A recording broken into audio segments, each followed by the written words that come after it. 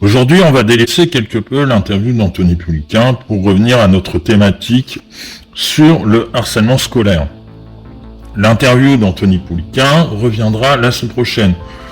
Aujourd'hui, je vais t'expliquer quels signes peuvent t'aider à voir si un enfant va mal. Dans cette vidéo, je vais volontairement élargir le cadre et ne pas m'en tenir seulement au scolaire, car malheureusement, un enfant peut aussi ne pas aller bien à cause de problèmes se produisant au sein de la cellule familiale. Avant cela, n'oubliez pas de vous abonner et de lâcher un petit pouce en l'air, ça aide beaucoup la chaîne. Et si le cœur vous en dit, vous pouvez nous faire un don sur Tipeee ou sur Utip. Bon visionnage. Alors, je vais commencer par faire une grosse alerte disclaimer. Je vais vous donner les signes montrant qu'un enfant peut aller mal. Comme je vous l'ai dit à l'instant, un enfant peut aussi aller mal à cause de problèmes se produisant au sein de la cellule familiale. Et là, attention danger, car vous pouvez tout simplement créer des problèmes, voire détruire une famille alors qu'il ne s'y passe strictement rien de répréhensible. Deux exemples typiques.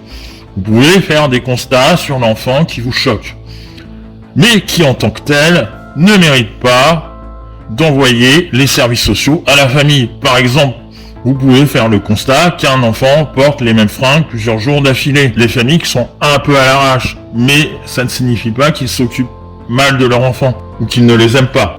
Donc c'est pas top, c'est pas terrible, mais c'est pas pour autant qu'il faille envoyer les enfants en foyer. Vous pouvez aussi, par exemple, faire le constat d'un papa avec les yeux injectés de sang quand il vient récupérer son enfant le soir à la garderie.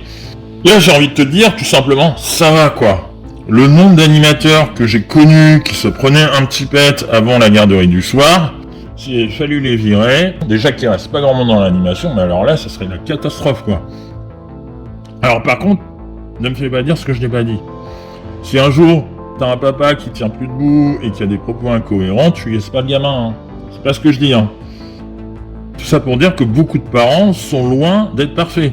Mais c'est pas pour autant qu'il faille leur retirer leur enfant. Attention aussi, l'enfant peut mentir. Ça m'est arrivé déjà 2 fois où il avait été confié avoir été frappé auprès d'un animateur et après enquête, ça s'est avéré du bullshit. L'enfant peut mentir. À son âge, il n'a pas encore le recul nécessaire pour anticiper le mal qu'il peut causer à sa famille. Il peut par exemple s'être disputé avec sa maman la veille, ou ne pas aimer tout simplement ses parents, et par vengeance produire de fausses accusations à leur encontre. Deuxième disclaimer, aussi très important, ne va pas te créer de problème. Il m'est arrivé qu'une maman vienne me demander des comptes, alors que en plus c'était mon prédécesseur qui avait fait le signal. Mais ça aurait très bien pu être le papa qui vient de me voir, et là de façon plus musclée. Alors on va poser les bases directes. Que faire si tu as de forts soupçons de maltraitance envers un gamin dont tu as la charge? Il y a 2 adages qu'il faut absolument que tu retiennes. 1, tu ne dois pas porter ça tout seul. 2, il y a des gens compétents qui sont tout à fait à même de gérer cela au sein de la collectivité pour laquelle tu travailles. On appelle ça des assistantes sociales. Elles sont en lien avec le CCAS. Il faut savoir aussi qu'au sein des écoles, il y a des psychologues scolaires, et on appelle ça le RASED. Alors, que faire si tu as de forts soupçons? Tout simplement, tu vas voir ton directeur, ou ton coordinateur si tu es toi-même en direction. Et surtout, chose importante, tu lui envoies un rapport par mail. Car si les choses dégénèrent, tu auras toujours une trace écrite pour te protéger.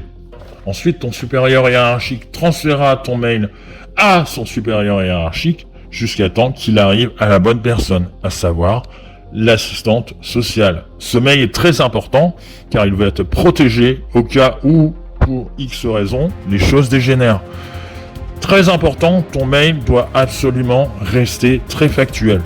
Les faits, rien que les faits. Ne mets pas de sentiments perso, car cela pourra être reproché. Alors je te le répète, le signalement est très délicat, car, comme je te le disais, d'un côté, il faut être absolument sûr de son fait, car le signalement peut avoir de réelles conséquences et détruire des familles. Et de l'autre, il y a la loi. La loi dit que la non-dénonciation d'une situation de maltraitance dont on a connaissance peut être puni de 3 ans de prison et de 45 000 € d'amende. Mais d'un autre côté, la loi dit aussi que le fait d'alerter volontairement les autorités sur des faits que l'on sait inexacts révèle de la dénonciation calomnieuse. Le délit est puni d'une peine de prison pouvant aller jusqu'à 5 ans et d'une amende de 45 000 €. Alors pas de panique, cette dernière loi vise, comme son nom l'indique, à éviter les dénonciations calomnieuses. C'est pour ça, comme je te l'ai dit, c'est quelque chose que tu ne dois pas faire tout seul, mais avec ton ou ta supérieure hiérarchie, et que tu dois rester absolument factuel. Si tu restes juste sur ce que tu as observé, sans avis perso, rien ne pourra t'être reproché. Alors sache que tu as un numéro spécial Enfance en danger et qui résout les problèmes législatifs évoqués à l'instant. Le numéro, c'est le 119. L'appel peut rester anonyme à ta demande, mais je te conseille fortement de passer par ton ou ta supérieure hiérarchie, car ça passera forcément par l'assistante sociale qui reste la personne formée à ce type de situation et qui maîtrise l'ensemble de la procédure. Bon, je pensais faire une seule vidéo sur les signaux permettant de nous alerter sur le mal-être des enfants, mais je m'aperçois que la partie sur la maltraitance intrafamiliale nous a pris déjà beaucoup de temps.